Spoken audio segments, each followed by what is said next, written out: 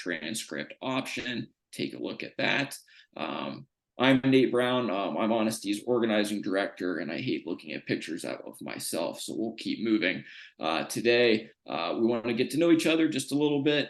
Nothing too intensive.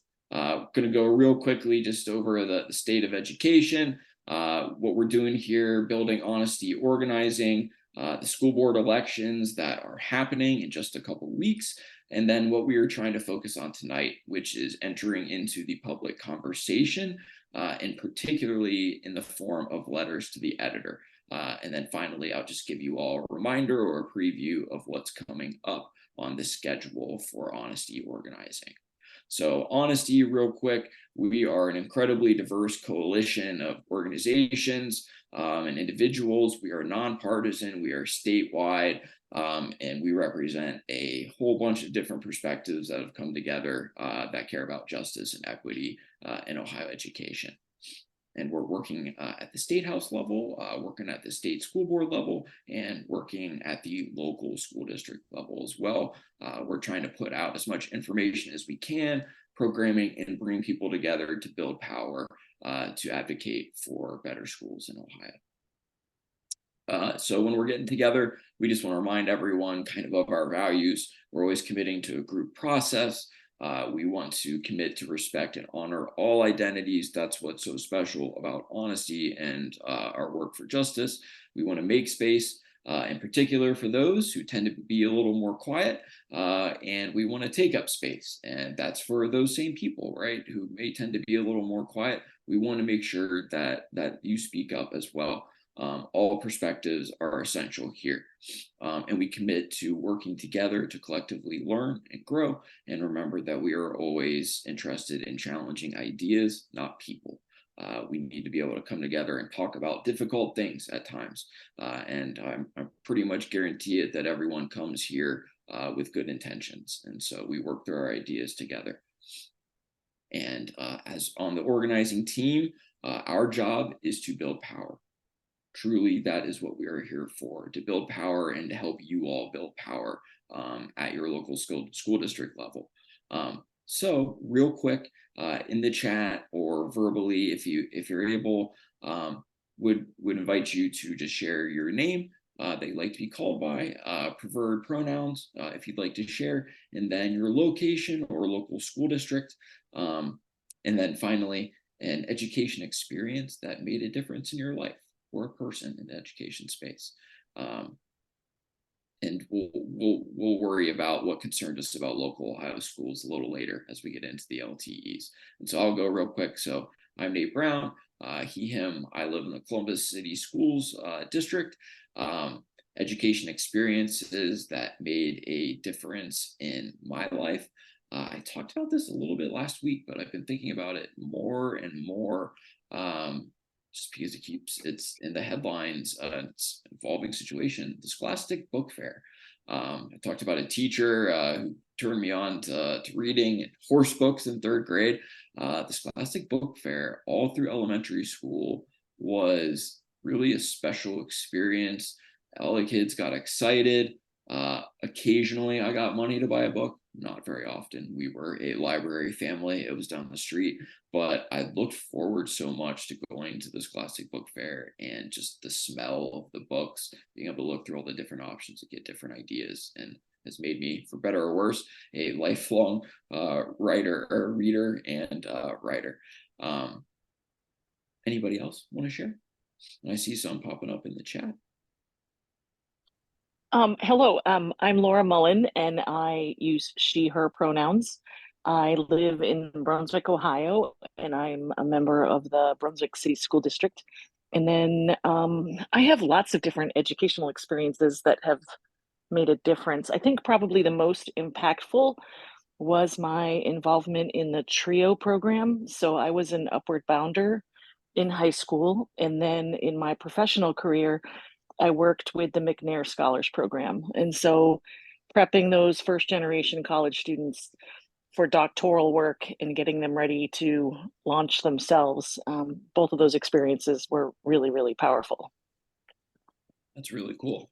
as somebody who made it halfway through a doctorate, it's a challenging thing, and it would be nice to have a little bit of advice heading into it. So, Yeah, yeah. Everybody needs a little helping hand.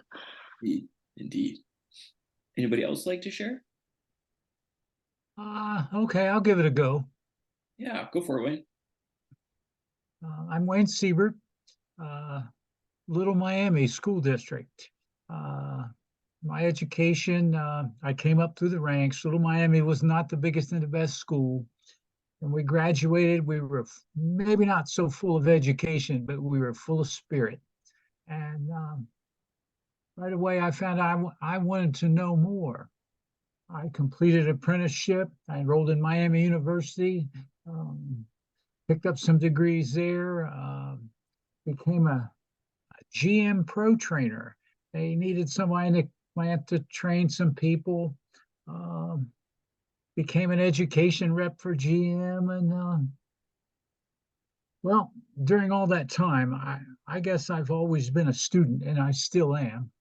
But I bumped into a lady, and she says, "I want to send you guys." There was 4 or 5 of us. I want to send you all to a speed reading class. And I think that was one of the greatest things I have done. I should have done that years ago. It would have made my educational experience much more pleasant. So yeah, I'm concerned about Little Miami because we have 5 board members. 3 of them are up for election, and the Warren County Republican Party has nominated 3 right-wing um, members to become school board members, and if they win, it's a hostile takeover of the school district. So uh, Well, I'm going to do what I can do. yeah. I, Well, I have served in the past as a school board member for Little Miami. I'm going to give it a go again. Here we go. well, thanks for sharing, Wayne. I appreciate it. Um, Anybody else want to share? Okay, wonderful. Well, glad to have everybody here this evening. So, real quick, the state of education in Ohio is very disturbing. There are all sorts of legislative efforts going on that are on this same wavelength of hate, divide, and degrade our public schools. Um, Honesty has a fantastic website, honestyforohioeducation.org, with a legislative tracker and all sorts of good detailed information about this legislation that's ongoing. The State Board of Education takeover is another ongoing process that is very disturbing. Encourage you to be paying attention to that. And a reminder that what is going on in Ohio is not unique, sadly. I think we are probably getting targeted more than some states because of Ohio's place kind of in the middle of the map, electorally speaking, or in the middle of the spectrum. But these attacks are going on all around the country. It's the same strategy, right? Indeed, this is the sort of language, right, that you are seeing in these attacks. These are the things that we are actively trying to fight. These are the things that they are doing to divide us so that they can at the same time pillage public education.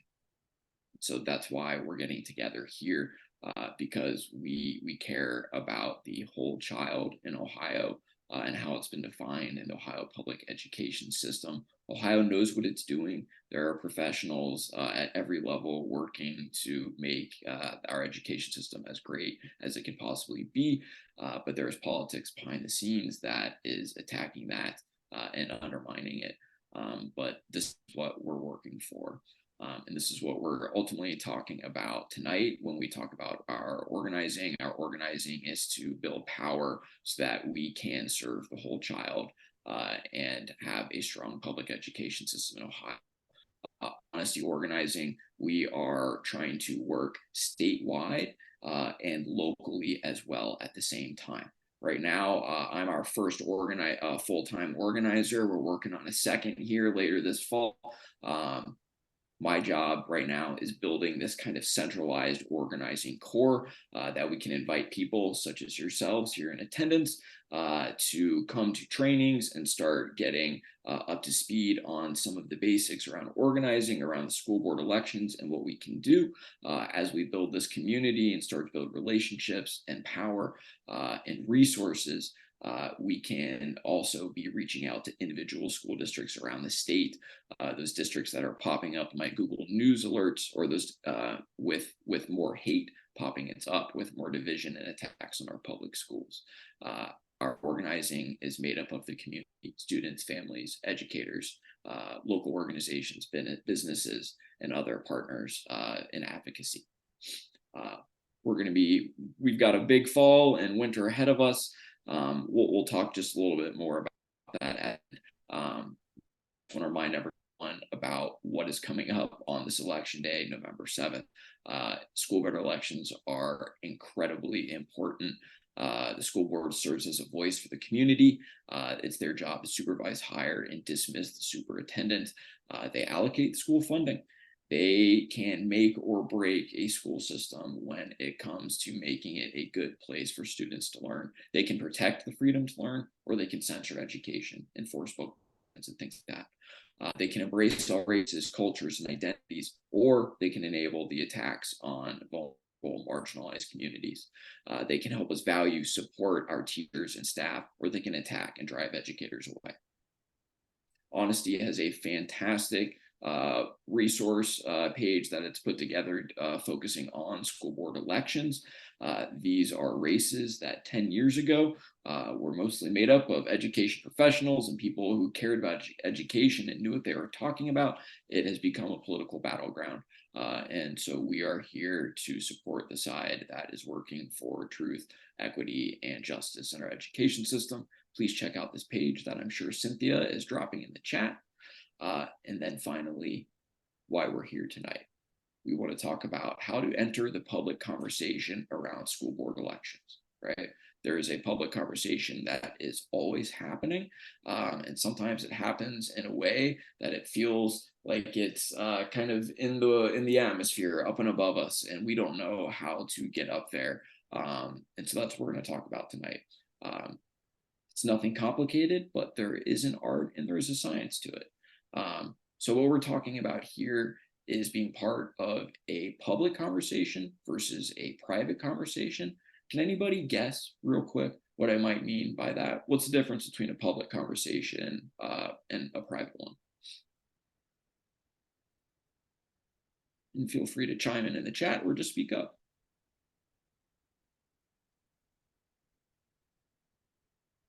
Wayne, I see you smiling. If you have an idea, hit us with it. Well, I'm thinking a private conversation would be something you'd have to keep private within a school board meeting to protect maybe records or something like that, where public, you can just blast it out there. Sure. Yeah, that's definitely a big part of it. Any other thoughts? Well, I think it has to do with if you're having, like, as a parent of teenagers, I have private conversations with school administrators when I have an issue that isn't being resolved in the building or with my child or whatever. But then there is also another part of that conversation that becomes public discourse, which is the overarching theme of, like, say, bullying or vaping use or those sorts of things. So there's the private conversations, which are much more personal and they're individual to individual. And the public conversation for me is more of raising the awareness of this is a larger problem than just me and my student. Does that make sense? Yeah, I like that, Laura. Does that make sense, Wayne? Right. So it's like we're entering into kind of something that is shared in the community and kind of working at the macro level versus the micro level.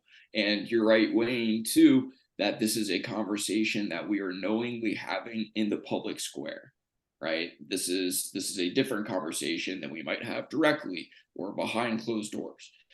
And so we need to think and act accordingly, right?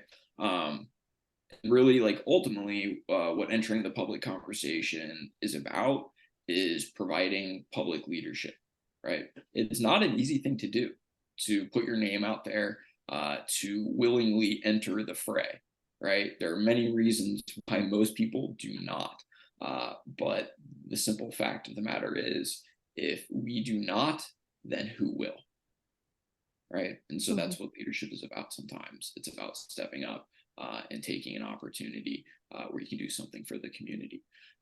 And so in organizing, we've got kind of like three basic steps. The LTE process we're talking about, it touches on all three. We're trying to always agitate the public, right? We're trying to shake them up just a little bit so that they look around and see the reality of things. We are always trying to educate, inform people to what's really going on, because it's so easy to be confused and to be lost, especially when there's so much going on behind the scenes these days when it comes to politics, when it comes to our local school board races. There are national organizations, national political organizations, who are purposely around the country and in Ohio engaging in school board races in a way that would have seemed out of this world, 5-10 years ago. And ultimately, this agitation, this education is all in service of organizing, right? When informed, when made aware of the reality of the situation and the stakes at play, people who see what we see and see the need for justice will come together, right? And that's what we do, is we help bring those people together. We build those relationships so that we can have power to protect the good things in our schools and to change the things that need to be changed. And what we're entering in here is what I like to call the central public arena. And we've got multiple kind of spaces like that. Can anybody guess what I'm talking about when I say the public arena? And maybe, is there an example? And again, feel free to chime in the chat, whatever sounds good.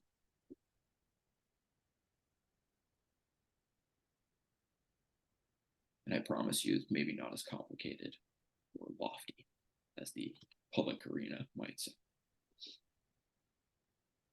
Are you talking about like having it reach like the media itself? So like, the Facebook warriors and those sorts of folks who, I don't want to call it gossiping, but it really sometimes turns into that, where it's just what's the scuttlebutt, but there's not even a kernel of truth in what actually occurred. Does that, Sure. like, that's it becomes the hyper focus of folks, it becomes their reality.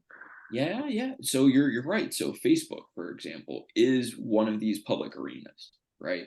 People come together, they share information. It can be a public Facebook page where it's truly viewable by everyone. It could be a closed community, but still hundreds of people.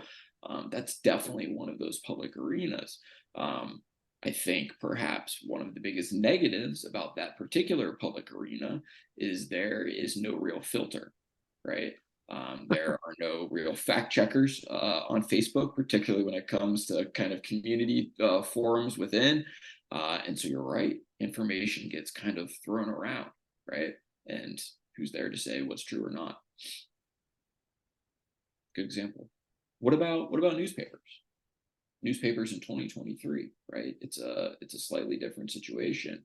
But I would say newspapers are still, even though many people do not read them on paper anymore, are still one of these central public arenas that we have to discuss things. Does that make sense to everybody? What may be the difference between like a Facebook community page and the newspaper when it comes to the public discourse? Well, I think newspapers are so much less dynamic. Like, you could toss something out on social media and you can get an instantaneous response or rebuttal, and I think newspapers take time. There's always turnaround time for the printed or even the online versions of the newspapers. It's the response is much more quick online. Sure. And I would argue with that time that is taken for a newspaper to potentially publish something like a letter to the editor, they are looking at it critically, right? Of course, the way this process happens at each individual paper is different and probably operates on a spectrum, but the way it's supposed to happen is the editorial page. The people in charge of that, they're supposed to look at this information that is coming in, look at these opinions that are coming in. They are the moderators of the newspaper world, right? And they should be looking for information that is fact-based and referring to real events and things that are going on, and less rumor, right? The way that can be circulated on Facebook. So we encourage everybody who has the willpower to be able to, engage in forums like Facebook. Please do inform your friends, your family, the other people you interact with on social media. But what we're asking ourselves tonight is how best can we engage in kind of one of the last vestiges of the old school public arena, where there are some filters, right? Where there are some experts looking at things. The letters to the editor page in your local newspaper is perhaps the last great space in our democracy where people are coming together and ideas are being shared. And so for that reason, it remains incredibly important and is very influential, and is really a great way to get your ideas to thousands of people, right? And it comes through a respected format. That means people will take it seriously. And so tonight we're talking about letters to the editor, rather than editorials, which is another form of opinion writing. Editorials, often you might have to come in with some sort of position. You're a leader of a coalition or an organization or whatever it is. You have some standing and they invite you to write a guest editorial. Letters to the editor are open to the public, right? They're relatively democratic, and this is where we are coming in.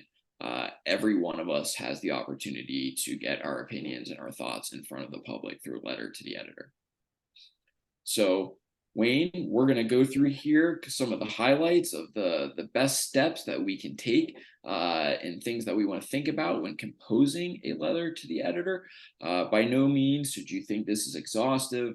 There are other resources, other perspectives. What I've done here is kind of synthesize a lot of different thinking I've come across around letters to the editor, and tried to really take the best from different places. And so hopefully you all are able to understand what I'm trying to get across, and we have a downloadable, copyable, editable version of this, of these steps that you can use yourself. All right, just checking the chat there. So this is a guide that can get you from the beginning to the end, from drafting to submitting your own letter to the editor. But just let me stress one thing overall, and that is to get feedback. So no matter what you do, no matter what you write, try to get somebody else. I'm happy to be a set of eyes, but whoever it is, make sure you get some feedback on your writing and on your LTE. As somebody who has tried to write as best I can for some years now, I know that I am always missing little things that a fresh set of eyes can help me improve. All right, so when we want to get started, we want to start with first, and we're all here for reasons that we identified, right? There are things going on in education. There are reasons why we all care about education itself. And so you want to ask yourself, Wayne, like you've been sharing with me that over the last couple of weeks that there's a school board race going on. You are interested in some of the candidates who are running. Some you find concerning, right? So that might be what is on somebody's mind. And there may be information about that, right? Candidate research, perhaps, or perspectives that the public needs to hear. Right. So be asking yourself, why are you coming to your computer with the desire to say something publicly? What is on your mind? What is it you want to say? And what is it the public needs to hear about that thing that is on your mind? Really try to stick to one issue. Okay. And I say one issue, even with inside one subject area or problem. All right. So a subject area might be education, an issue might be, say, vouchers, right? Or don't say gay bill. You need to be specific and you need to be focused. That is incredibly important. You need to do so, as it says here a little toward the bottom, because you only have 150 to 200 words. Okay. That is not a lot of space, and it is not enough space to address more than one, maybe two, if you can really thread a needle, item. So you want to make sure that it's timely, right? This is usually pretty natural. There's typically a reason why you are coming to the blank page with something that you feel like you need to say publicly. What is that? What is going on that is making you want to write? Ideally, you might be able to refer to a specific story or even a piece published in the newspaper that you're trying to submit to. That's the ideal situation. They love having people refer to their own publication, and it helps you kind of enter purposefully that discourse. As you are sitting down and getting started, remember probably what you heard an English teacher or three say to you at some point. We want to hook the reader. We want to start strong, right? Come into the game ready to play. Don't take your time. If you do take your time, you will be halfway through your 150 to 200 words before you started, and the editorial page person reading your submission will see that and move on. Okay, so start by getting to the point. And remember, as I said, got to keep it short. Every paper has its own guidelines. You'll want to look at those, but typically we're working in with 150 to 200 words. As I referred to in the first section, we want to hear you. We want to hear you, your voice, your point of view in your letter to the editor. How does your position as a member of the community connect to the issue at hand? Help the public understand where you are coming from. Help the editorial page understand where you're coming from. That makes you a more vivid character in this conversation that you're entering. Be clear about the issue importance. If this isn't something that you can prove to be relevant and essential, then why are they going to publish an LTE about? There are many important things going on in this world, and you are competing for that space. As you are discussing these things, the importance, you want to be careful to use your own words. Speak your truth, okay? Don't shy away from that. Be confident. Don't second guess yourself. Your perspective is valid and necessary. Make sure that your perspective is built on a strong foundation of fact. If at all possible, consider citing statistics or sources. Use somebody's words. If you are in opposition to something, look at what the person you're opposing has said publicly, right? Can you use their words in what you're trying to explain that they're wrong about? Please consider offering suggestions or alternatives too. Criticism is good, but LTEs seem to be really well received when there is also a suggestion for how to fix things or the alternative. So those are the good things about being the author. Here's some of the more, downsides of being the author. This is the way it goes. So as an author, things you want to be kind of concerned about. One, as I said in the beginning, and I'm saying it now for a second time because it is incredibly important, let somebody else read your LTE before you submit it. A universal rule, someone who's done a couple stints in grad school for writing specifically, successful writers always let other people read their writing and offer criticism. It is the only way for us to improve. It is very easy to get tunnel vision and to stare at the piece you've been working on and be missing some really obvious things that could be improved or corrected. Keep in mind that you want to be asking your editing team, hey, if you can get a couple people, that's even better. The more the merrier, right? Ask them to be focusing on how clear you are, how on target you are you staying focused in your piece, making sure too that it's understandable Any jargon you want to use, any specific terms or references might need explanation, those sorts of things. Keep in mind, after you do submit, the actual editor at the newspaper very likely is going to make some small edits to your piece. They should be not substantial. They should be nothing that affects the editorial intent, but know that that's likely to happen. Know that the paper will also likely pick the title of your LTE. So I really wouldn't waste too much time trying to think about that or title your piece. Remember that the word count is a hard rule that must be followed. The easiest way to get your piece tossed out is to be over the word count. The further over, the more likely, of course. If you are over the word count, you are creating extra work for the editor to try to get your piece, no matter how strong it might be, to fit their editorial guidelines and the lengths they're setting. So make their job easy for them, give yourself a better chance to get published. And again, give them reasons to publish your piece. Don't give them reasons not to. On the back end, big newspapers are great, but always be considering, are there local papers that you can submit to, weeklies even, anybody with an editorial page, right? Make sure to include any requested contact info. That's, again, another way to be tossed out automatically, to be filtered out if you're not giving them what you need. Be sure to follow up if you don't get published. Often there's going to be no notice whether you're going to be published or not published, but don't give up. If it's been a couple weeks and you haven't seen your piece in, there's a good chance it didn't get through. Maybe wait another couple weeks, but submitting monthly, probably a reasonable time frame. Be persistent. It truly is a numbers game. They get X number of submissions. They have Y spaces in a given week. You are trying to get one of those desired slots. The larger the paper, the more competitive it's going to be.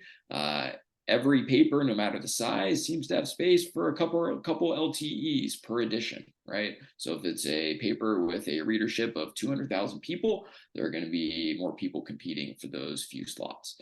And please, if you don't succeed, try again. Give yourself a little bit of time, but try again. Don't be discouraged. This is, like I said, a numbers game. There are going to be good LTEs that are not accepted simply because there's not enough space and there's too much going on. But anytime you are not accepted, use that as an opportunity to go back and reevaluate. Especially concern yourself with the timeliness of your piece. If you are submitting a month later, again, make sure that you have updated your piece to reflect any updates in the situation that you're writing about. Have there been new articles that have been published on the topic? Have there been other LTEs that have been published that you can respond to?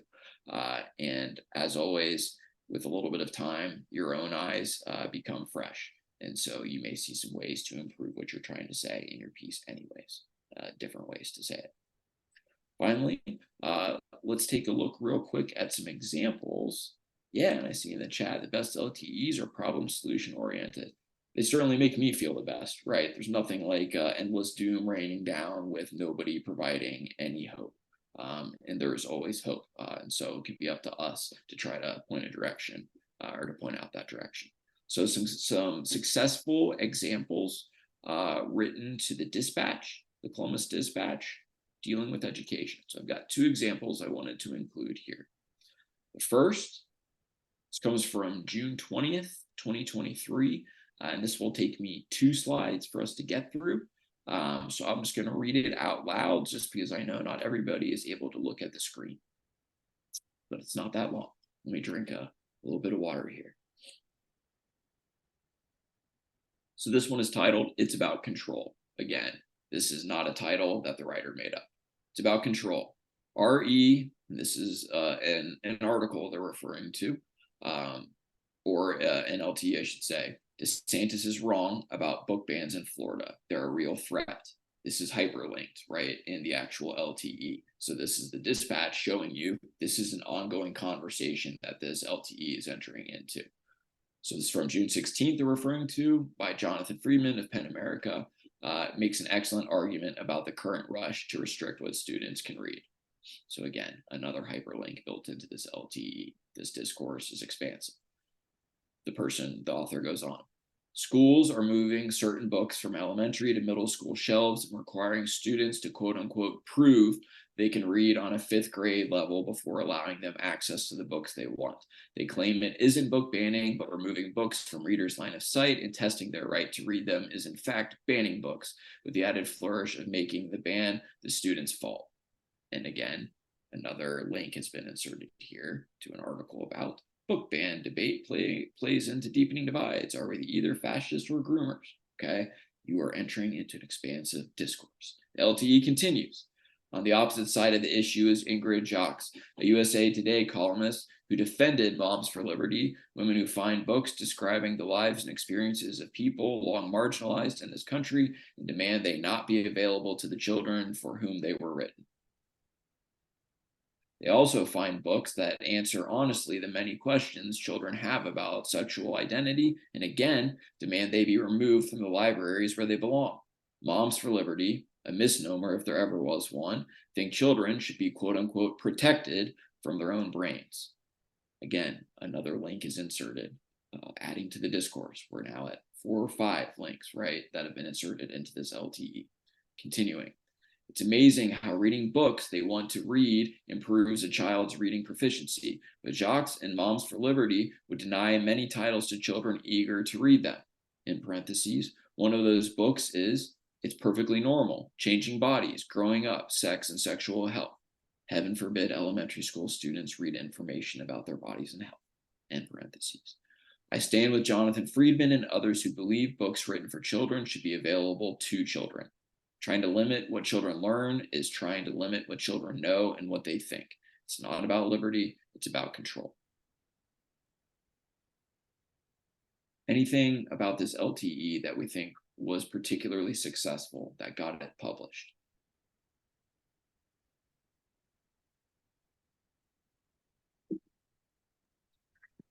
So it was referring to the current, it's the dialogue that happens. And so you have different links if they want more information. There were a lot of them. I kind of thought that was a little bit distracting, but Yeah. So they were actually just from the newspaper. Those are yeah. by the newspaper, right? Isn't that strange? Yeah. So, I mean, I write a lot of letters to the editor because I'm a nerd. And so I try to mirror kind of, I do talk to text and then I go back and I edit multiple times. And it's, if I can refer to an article that was in their paper, then awesome, I can do that. But Yep. if somebody's interested, they may want to look on their own and see if they can find something that attaches to that letter. Does that make sense? I don't know if I'm being clear. Yeah. Yeah. It's well, and so that's what you can refer to, right? Outside sources, outside references. This person does that, right? And so Yeah. it could be in the form of something that is previously published by the paper itself or somebody else, right? Right. Either way, trying to ground what you're saying, what you're submitting in the larger conversational context, right? And I like the voice to text idea, Laura. That is a great way to brainstorm and to get your thoughts out. The number one thing I have told students when I've been teaching, when I'm working through an editing session with them is, here's this thing that you're struggling to say. Put down the pen and paper. Just look at me, explain it to me just like you would in conversations. Tell me what you're thinking. And inevitably, it's always better.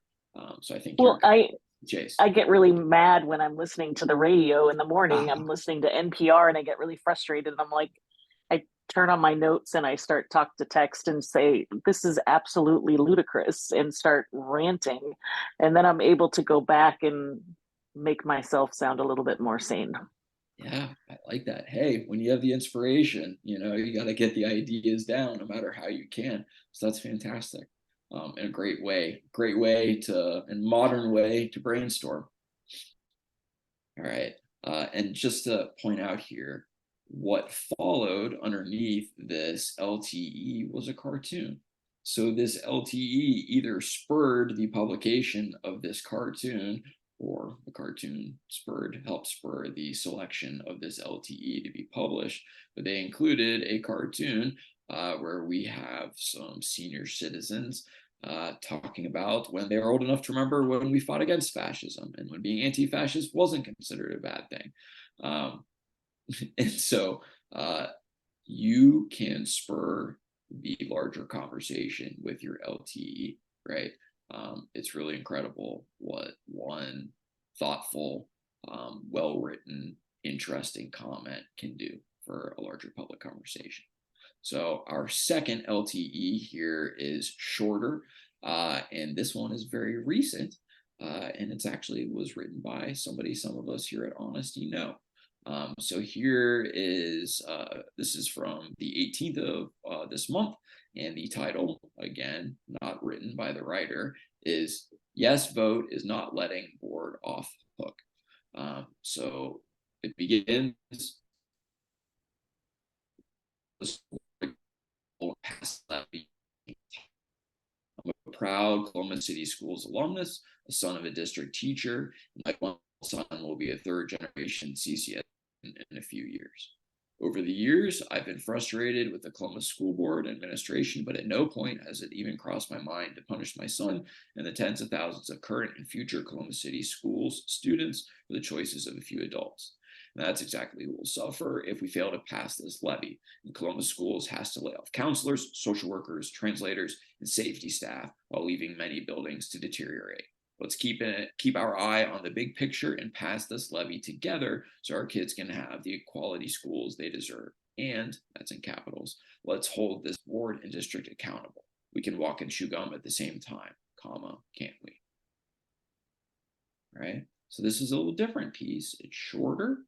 There are no other pieces that have been injected or linked in this LTE. So it's definitely different in that way. What did we like about this particular letter to the editor? Or did we think was successful getting it published is another way of putting it.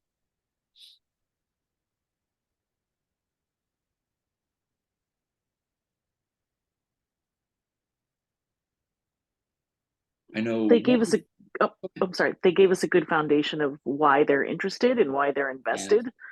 Yes. Bingo. That was my first comment as well. I'm a proud Columbus City Schools alumnus, son of a district teacher, and my one-year-old son will be a third generation CCS student in a few years, right? They told us who they are. They told us their perspective.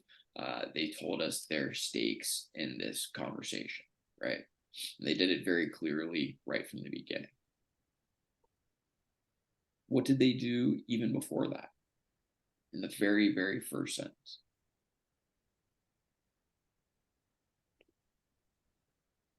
They told us what they think we need to do, like that, or what we can do.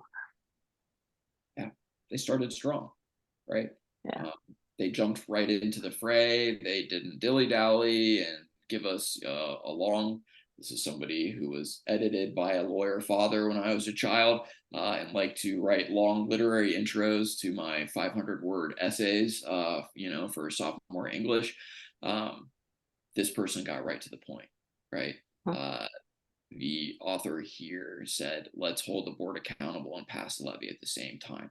They boiled the whole thing down to one sentence and led with that. Okay. This is what editorial page writers look for. Very clear statement on a current issue that is on people's mind. Would this LTE be as likely to have been published in, say, like April or May? I would suggest probably not. The election is in a few weeks, right? Unless it was like a special election in May that, we're not supposed to have anymore. Yeah. But and so even if like the levy was known, right, this is going to be going on the ballot in the fall, and people know it's coming in 5 months, whatever it is, 5-6 months, it's not a pressing issue at that point. It may not be seen as being so urgent, and so it'd be less likely to be published. 3 weeks before the election, you bet that's urgent, right? You bet that's relevant. So I think that's really key. And it goes the same, right? In 3 weeks in LTE, complaining about the levy outcome one way or another is not going to be very relevant. Now is the time. And the writer knows that. That's why they say at this time. And that's probably why it was successful in getting published. So some good, real quick examples. Know that you can check out any of these papers, editorial pages. Everyone is different how they structure it on their website, but it can be just as simple as typing in the newspaper's name and then letters to the editor into Google. Usually that will pull up the page, go through, take a look at what is successful, right? Take a look at what is being published in your paper, the styles that they're using, the tricks that they're deploying. Those are probably a good idea for you. I'm going to pop over here. Can everybody see the dispatch webpage that I'm showing now? Your internet connection is unstable. Thank you. All right. So for example here, this is the how to submit a letter to the editor page for the dispatch. I will say that it is not easy to find this page if you are going through the dispatch's website. I challenge anybody who hasn't found it before to navigate their way into the right part of the maze where they can find this page. You can find it, and the way I find it is by Googling it, and then it pops up. So if you're having trouble finding it on your site, your own local newspaper site, you're not alone. That's where the power of Google can be used for good. So they give you their instructions, right? For the dispatch, it highlights 200 words or less, and note that it says to all letters are subject to editing, okay, like I mentioned. So they give you some kind of real basic tips. Readers of the Columbus Dispatch are encouraged to express their opinions in their own words. Advocacy organizations frequently create a form letter about an issue, encourage supporters to copy it, add their own signature, and send it to the dispatch. This is pointless because the newspaper will not publish multiple copies of what is essentially the same letter. Okay, so they are very much on the lookout and very much annoyed with, it seems, repetitive letters that are being sent in as a group effort.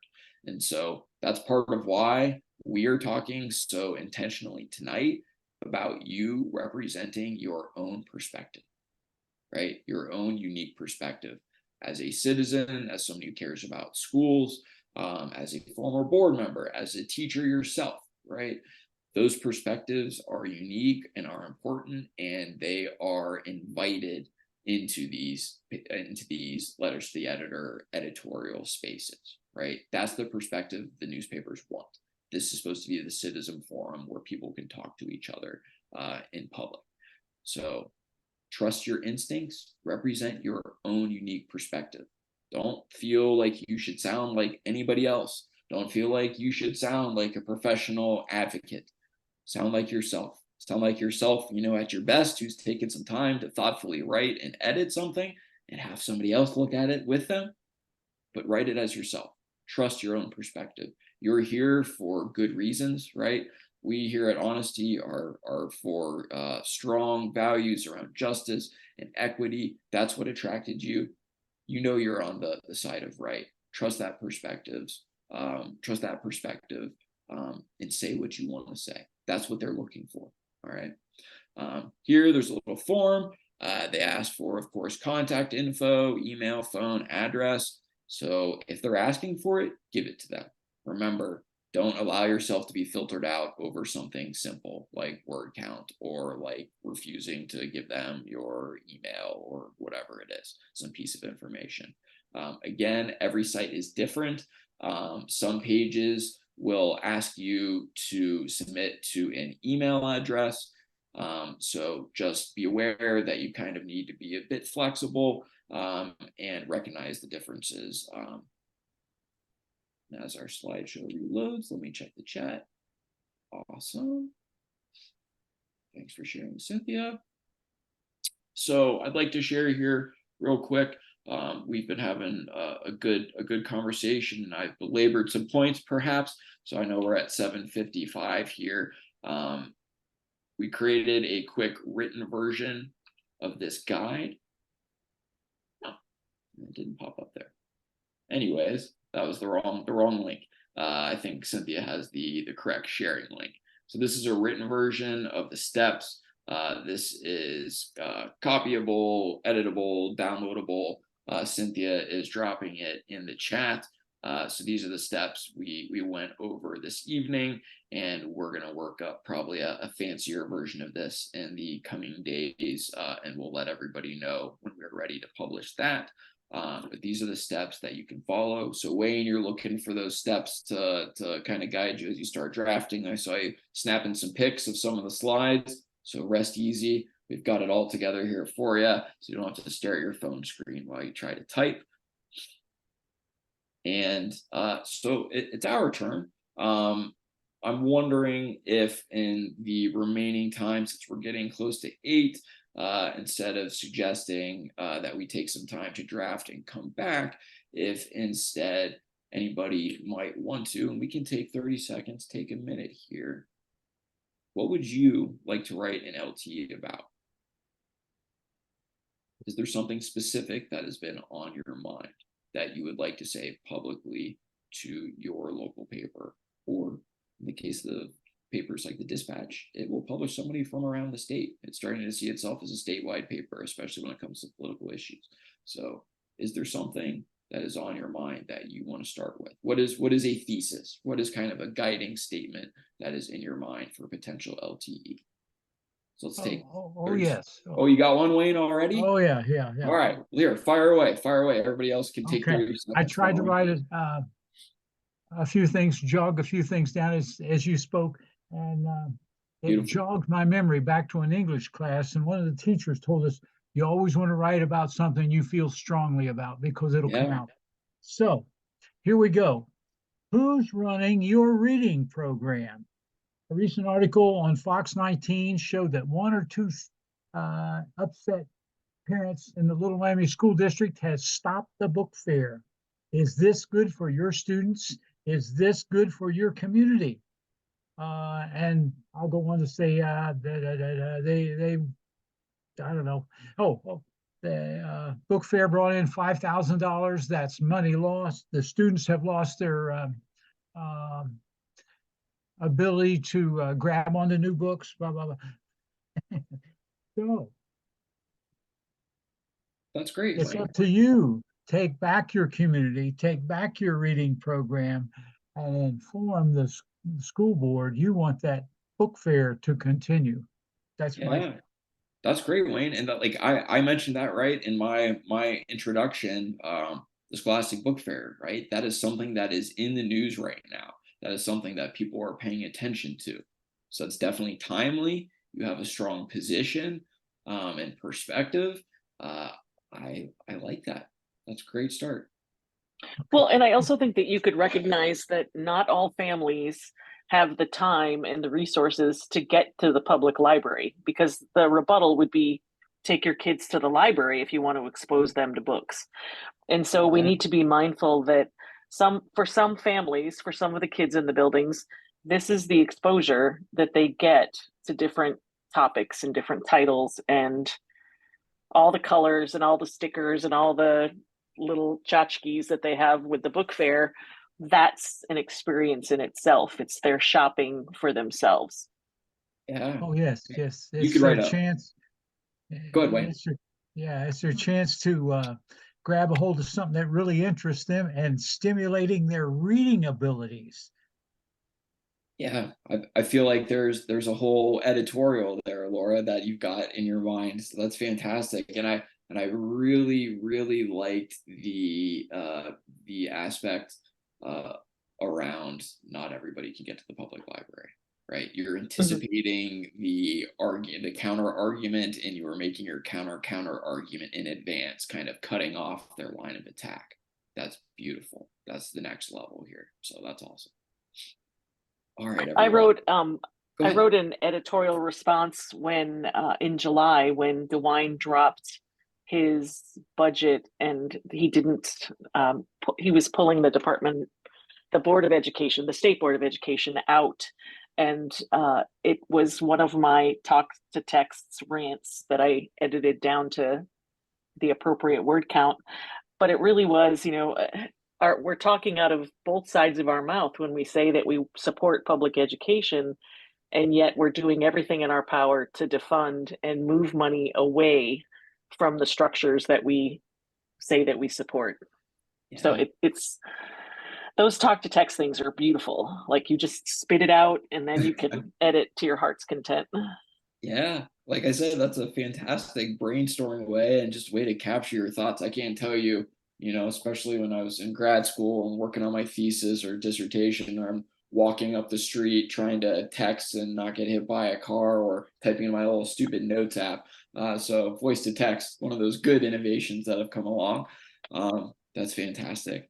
Um, uh, yeah, and like I said, just like I really like the detail too of the arguments that you're coming up with here, Laura. And yeah, what's so wonderful about public education when you take the public completely out of it. So I get why that was revving you up there.